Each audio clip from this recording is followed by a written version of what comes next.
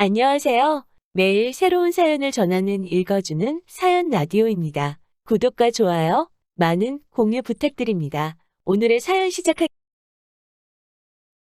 안녕하세요. 저는 올해로 나이가 45살이고 결혼한 지도 벌써 20년이 된 주부입니다. 남편하고는 연애 결혼을 했어요. 연애한 기간까지 전부 합치면 함께한 지도 무려 23년이나 돼서 제 인생의 반을 넘게 함께한 길고 긴 인연입니다. 하지만 그런 남편과는 이혼을 했습니다. 후회만 남는 결혼 생활에 이제서야 종지부를 찍게 되었어요. 연애하던 시절부터 오래 만나오기도 했고 수더분한 성격이 참 마음에 들어서 이 사람하고 함께 하겠다는 생각을 했고 연애를 하면서 자연스럽게 결혼을 하게 되었습니다. 삼형제 중 장남인 남편은 아래로 남동생이 2명이 있는데 둘째 도련님이 38이고 막내 도련님이 이제 37입니다. 올해로 47인 남편하고는 터울이 있는 편이에요.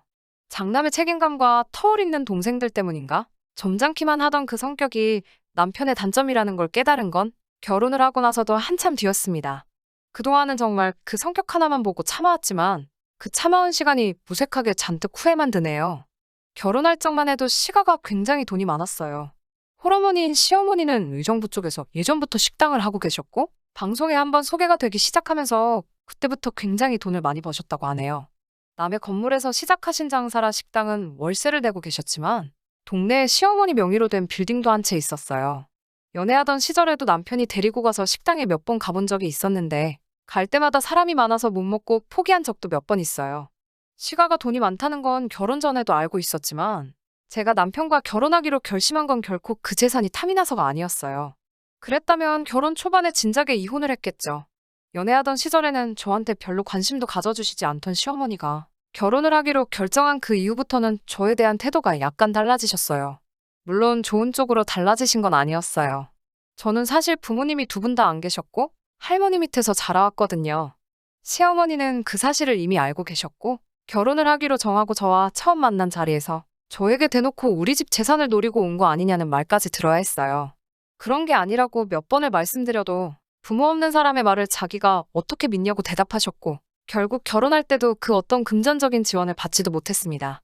저는 그게 차라리 잘 됐다고 생각했어요. 저도 저 나름대로 혼수며 모며 할머니한테 다른 부담을 안겨드릴 필요가 없었으니까요. 결혼 첫 해에는 시어머니가 가게 좀 도와달라고 부르시더라고요.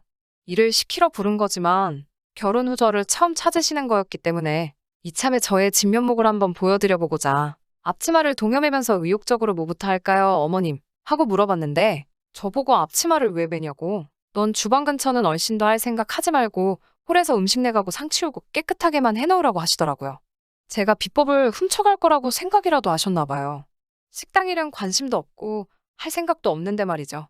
성수기 때라 몇 주간 도와드리고 그냥 돌아왔는데 매일마다 업소용 쇠고기 다시다 상자가 그렇게 많이 나오더라고요. 시어머니 손맛의 비법이 뭔지는 안 봐도 딱 알겠더군요. 결혼한 지 2년째 되던 해 시어머니가 도련님 둘을 저희 집으로 보내왔어요. 장사하시면서 도무지 도련님들 뒷바라지하기가 힘들다고 하면서요. 특히 재수하는 막내 도련님 좀 잘 좀 부탁한다고 하셨죠. 아예 지낼 방도 없는데 도련님 2명이 2층 침대 놓고 방을 떡하니 점령해버리는 바람에 아주 죽을 맛이었어요. 남편에게 중간에 못하겠다고 투정 아닌 투정을 부렸는데 남편은 장남으로서의 책임감인지 고집을 부리더라고요. 동생들이 나보다 더 소중한가 싶어 서운했는데 남편이 솔직한 심정을 이야기했어요.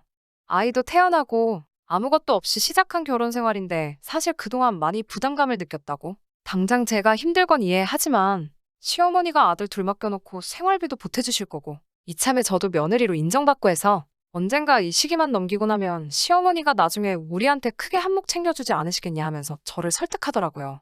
어차피 안 받고 시작한 거 저는 나중에라도 받아낼 생각도 없었지만 남편이 그렇게 가장이라는 직책에 부담감을 느끼고 힘들어하는지 몰랐어요. 부모님 도움 없이 우리 둘이서 사랑만으로도 살 수 있다고 생각했지만 외벌이인 남편에게는 현실의 벽이 너무 높았던 거죠. 그 모습도 안쓰럽고 해서 그렇게 도련님들 뒷바라지하면서 대학까지 전부 졸업시켜 보냈습니다. 집에서 나갈 때 고맙다는 말 한마디 없더군요. 시어머니가 생활비를 줬으니 당연한 거라고 오히려 제가 신세진 것처럼 생각하는 것 같았어요. 사실 도련님 2사람 먹성에 남는 장사도 아니었거든요. 집에 있어봐야 도련님들 뒷바라지만 하게 될 것 같아서 저도 그때부터는 아이 없고 나가서 할 수 있는 일은 전부 다 했어요. 그러니 시어머니한테 돈은 있는 대로 받아놓고 저는 꼴랑 빈방 하나 내줬다는 정도로만 생각하더군요. 그렇게 열심히 일하고 아끼고 모아서 서울 변두리기는 하지만 아파트도 저희 명의로 하나 갖게 되었습니다. 에어버가며 일해번 돈, 쓰고 싶을 때 아낀 돈 모아서 산 아파트인데 시가에서는 자기가 보내준 생활비로 샀다고 생각하더라고요. 도련님들도 대학을 졸업하고 저희 집에서 다 나가게 되었고 어차피 이제 안 볼 사람들이다라는 생각에 그냥 앞으로 좋은 일만 생각하자고 했어 무시했어요. 시어머니는 여전히 돈이 많으셨지만 당시 시어머니의 식당은 장사가 계속 잘 되지만은 않았어요. 한자리에서 오래 해서 단골 손님은 많았지만 시대가 빠르게 변하면서 더불어 빠르게 바뀌어가는 사람들 입맛을 잡을 수는 없었나 봐요. 어느 날 시어머니가 저희 집에 오셨어요. 집들이 할 때도 오신 적이 없는데 느닷없는 방문에 저나 남편이나 많이 놀랐었죠. 무슨 일인가 해서 같이 앉아있는데 시어머니는 며느리는 집안일에서 빠지라고 하시면서 저보고 자리를 물러달라고 하셨어요. 그날 시어머니가 남편에게 부탁해온 내용은 정말 말도 안 되는 이야기였습니다. 저희 아파트를 담보로 대출을 받아오라고 하셨다더군요. 빌딩도 가지고 계신 분이 왜 우리 돈이 필요하냐고 바락바락 우기면서 말렸죠. 시어머니는 장사가 안 되는 식당에 월세로 나가는 돈이 많다고 하시며 식당을 본인 소유 빌딩으로 옮기려고 한다 하더라고요. 인테리어며 시설이며 다 새로 하셔야 하는데 돈이 모자라서 저희 보고 대출을 받아오던지 집을 팔아보태던지 하라고 하신 거였어요. 이 집을 자기가 해준 거나 마찬가지라고 하셨다나요. 저는 끝까지 반대했지만 남편은 저 몰래 대출을 받아서 시어머니의 뜻을 따랐어요. 이때 이혼해버렸어야 하는데 하는 생각이 들 때도 있습니다. 남편이 저 몰래 대출을 받은 사실을 알게 된 날 시어머니 식당으로 쳐들어가서 배 깔고 누웠죠. 애초에 이 자리가 시어머니 평생을 바쳐 일궈온 자리인데 뭐하러 내 돈까지 들여가면서까지 처음부터 새로 시작하시냐고 한마디 했죠. 시어머니가 너같이 대학물도 못 먹어본 게 어찌 큰 뜻을 이해하겠냐고 면박을 주시더군요. 대학물 안 먹은 건 시어머니도 마찬가지고 제 남편도 동생들 뒷바라지 한다고 대학교 문턱도 밟아본 적 없는 사람이거든요. 이 자리에서 월세로 나가는 돈이 얼만지나 아냐며 면박을 주셨어요. 건물주가 올려달라는 대로 다 올려줘야 되는 와중에 내 건물 냅두고 왜 남의 건물 잘 되게 도와주냐는 듯이 이야기하셨어요. 월세가 얼만지나 아냐고 하면서요. 감히 대학교도 안 나온 제가 배운 사람 뜻을 이해하겠느냐며 가게를 옮기는 건 막내 도련님의 아이디어였다는 걸 알려주시더군요.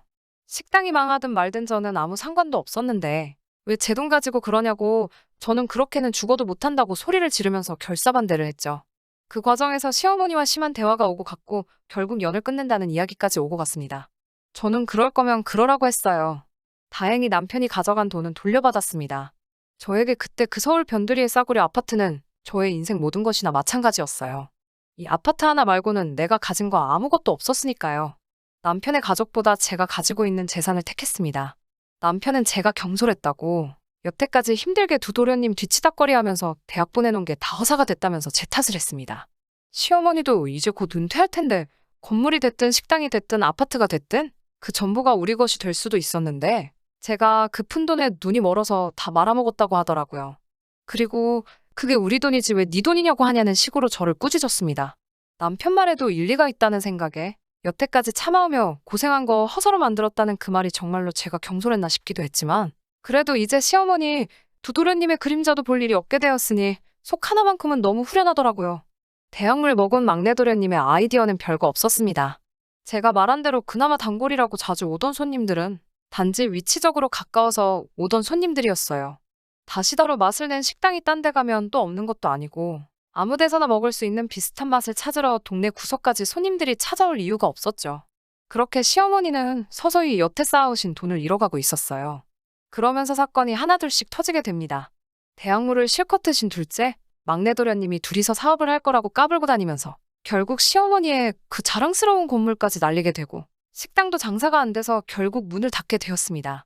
여기저기 가지고 있던 땅이며 기타 소소한 재산들은 두 도련님들이 번갈아 가면서 다 날려먹으시고 시어머니 손에는 서울 편두리에 구해둔 1억 5천짜리 아파트 하나만 남게 되었답니다. 시어머니 전 재산 날려먹은 잘난 두 도련님은 더 이상 빨아먹을 게 없어졌다고 생각했는지 어느 날부터 코빼기도 안 비치고 연락도 한 통 없었나 봐요. 식당이 망한 후 무릎까지 안 좋아져 거동도 불편해진 시어머니는 결국 연 끊고 살던 저희 부부를 찾으신 거예요. 시어머니가 저한테 그땐 미안했다고 제 말을 들을 걸 그랬다며? 자식들 다 잘못 키우고 돌이켜보면 저만한 며느리가 없다고 하시며 제 눈치까지 보셨어요. 여장부 같던 이미지는 온데간데 없어지고 살도 많이 빠지셔서 그런가 보잘것 없어 보이게 변한 모습에 마음이 많이 안쓰럽더라고요. 전 재산을 탕진한 두 아들놈은 연락도 없다고 하시면서 이제 무릎도 많이 안 좋아서 여기서 혼자 지내다 혹시 잘못돼서 죽어도 아무도 모르겠다는 말을 하시며 저희 부부한테 이 집으로 같이 들어와 살지 않겠냐는 제안을 하셨어요. 가지고 있는 거 이 아파트 하나밖에 없으니 이 집에서 같이 살면서 거동이 불편한 자기를 도와주면 3년이 지나고 아파트를 제 이름으로 돌려주신다고 하시더라고요. 시어머니 손에 단 하나 남은 전 재산인 아파트가 탐이 난 건 아니었지만 그동안 누릴 거 다 누리고 살아온 두 도련님과 달리 뭐 하나 받지도 못하고 고생만 하고 살았던 남편이 맘에 걸려 그러기로 했습니다. 저는 아파트가 하나 있었으니 이건 남편 이름으로 해주고 싶었어요.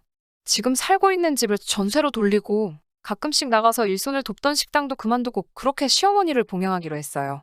애초에 안쓰러운 마음에 합가를 수락한 제 잘못이기는 하지만 설마 이런 일이 또 있을 거라고는 상상도 하지 못했죠. 시어머니와 합가를 한 지 2년 정도 지나지 않아서 이 아파트의 재개발 호재랑 이런저런 게 많이 겹쳐서 집값이 몇 배나 올라버린 거죠.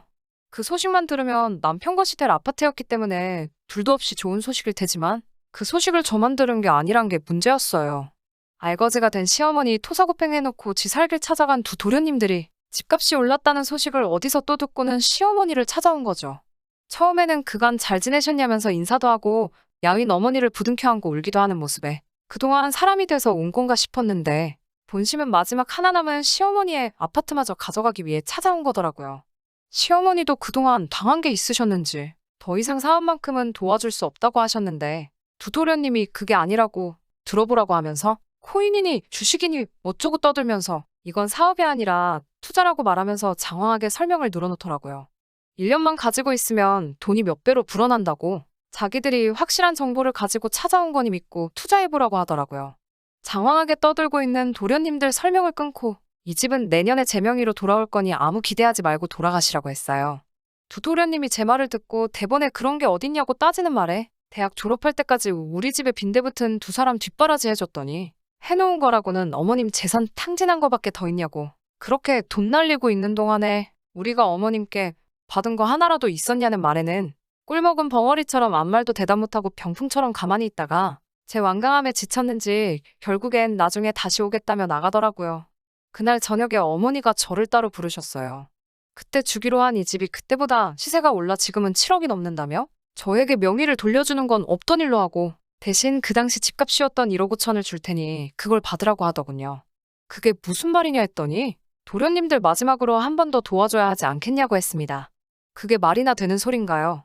남편한테 제발 시어머니 좀 말려보라고 불러다가 자리에 앉혀놓으니 저와 같이 싸워도 모자랄 판에 대학 나온 동생들이 저렇게 확신에 차 있다고 어쩌고 저쩌고 하면서 아까 말하는 거 보지 않았냐고 1년만 갖고 있어도 이 집 세 채는 살 수 있다고 말하면서 저희도 시어머니가 말하는 대로 1억 5천만 받고 동생들한테 그 돈에 지금 전세 준 아파트 전세금까지 맡겨서 인생 역전 해봐야 하지 않겠냐고 하더라고요. 끝까지 제가 그렇게는 할 수 없다고 하자 너는 돈을 왜 그렇게 밝히냐고 이때야말로 온 가족이 힘을 합쳐야 할 때인데 저보고 너무 저만 아는 것 아니냐며 너무 이기적인 게 아니냐며 쓴소리를 했어요. 동생들이 시키는 대로만 해도 우리가 20년 동안 모은 돈의 몇 배를 1년 만에 벌게 되는 거라고 오히려 시어머니랑 도련님 편을 들면서 저를 설득하려고 하더군요. 여태까지 20년을 참아온 모든 게 무너지는 것 같았습니다. 저는 모든 걸 포기해버렸어요. 그래서 이 집은 어머님 거니까 어머니 알아서 하시라고 했어요. 삼형제에게 똑같이 나눠주시든 나이 순으로 차등을 두시든 학력 순으로 나눠주던지 알아서 하시라고요. 저는 이제 더 이상 두 도련님한테 뭐 하나도 양보하고 싶은 마음이 없으니 여기까지 하겠다고 말하고 남편에게는 전세로 돌린 먼저 살던 아파트만 확실하게 제 명의로 돌려놓고 나서 이혼을 하자고 했습니다.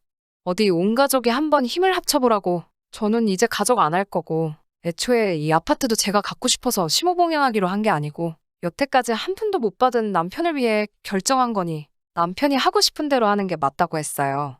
단지 더 이상 당신네 가족들에게서 놀아나는 꼴은 견딜 수 없다고 저는 이제 그만 이 집 가족이라서 빼달라고 사정을 하며 이혼하게 해달라고 부탁했습니다. 두 사람은 끝까지 저보고 나중에 땅을 치고 후회할 거라고 말하더군요. 나중에 다시 후회하며 돌아와도 절대로 받아주지 않겠다고 말하면서요. 저도 시모와 남편에게 후회하지 않을 테니 저를 절대 받아주지 말라고 되받아쳤어요. 그냥 이제 완전히 남남이라고 더 이상 볼 것도 없다고요. 대신 제발 지금 전세를 준 그 집만 확실하게 제 명의로 돌려달라고 했습니다. 지금 어머님이 살고 계신 집은 어떻게 하셔도 아무 상관 안 하겠다고요.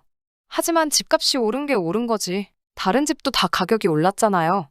당장 그 집을 팔고 갈 곳이 없어진 두 사람은 이혼을 하고 나서도 제가 사는 집에서 몇 달 동안 신세를 졌어야 했어요.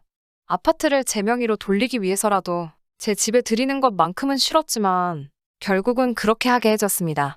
어차피 도련님들이 그 투자금을 몇 배로 불려서 가져올 테니 그때까지만 지내겠다는 조건이었어요. 그때가 되면 여기서 지낸 만큼 한 달에 100만 원으로 계산해서 제 얼굴에 아주 돈다발을 던져버리겠다고 벼르고 있더라고요. 언젠가 남편이 이것 좀 보라고 하면서 다시 생각해도 이젠 늦었다면서 자랑하듯이 보여준 사진이 하나 있었어요. 진짜 두 도련님이 웬일로 그 투자금을 2배 넘게 불려놓았더라고요. 하지만 아쉽지 않았습니다. 그때 남편이 너는 진짜 후회하게 될 거라고 으름장을 놓으며 보란듯이 이혼 서류에 사인도 했고 아파트도 결국 그날부로 제 명의로 돌려놓아줬으니까요. 하지만 돈 날리는 재주만큼은 기가 막혔던 두 도련님은 그날로부터 3개월도 안 돼서 15억이라는 돈을 7천만 원으로 만들어버리는 기적을 행하더군요. 그 7천만 원도 두 도련님이 몰래 둘이서 나눈 건지 어느 날 연락도 없이 날라버렸고 남편과 시어머니는 그제서야 제 다리를 붙잡으면서 제발 자기들 살려달라고 이제 갈 곳도 없다고 자기들을 이렇게 버릴 거냐며 울고불고 난리였어요. 이 집을 살 때 남편이 고생한 점도 있으니 제 이름으로 대출을 300 정도 받아서 이걸로 다시 일어나 보라고 하고 이제 저와는 제발 연 끊고 살자고 하고 내쫓아버렸습니다. 방금까지 울고불고 하던 사람들이 문 밖으로 내몰리니 저보고는 독하다고 사람이 그러면 안 된다고 하면서 욕을 하더라고요. 그렇게 큰 소리를 치더니 아파트 현관 앞까지 가서는 다시 또 제발 우리 좀 살려달라고 비는데 신기하게도 일말의 미안한 마음도 들지 않았습니다. 저희 아들도 아빠의 모습에 질렸는지 진작에 그랬어야지 뭐 일이 오래 걸렸냐고 제 편이 되어주네요. 제 자식은 끝까지 저의 편을 들어줘서 다행이라고 생각합니다. 이제 저는 시어머니 모시기 전에 다니던 곳에서 다시 일하면서 제 아들이랑 같이 행복하게 살려고 합니다. 혹시나 남은 돈 들고 날라버린 두 도련님에 대한 소식을 듣게 된다면 나중에 한 번 더 소식 한번 전해보도록 할게요. 긴 이야기 들어주셔서 감사합니다. 오늘의 사연은 여기까지입니다. 구독과 좋아요, 알람 설정해주시면 앞으로 더 좋은 사연으로 찾아오겠습니다. 감사합니다.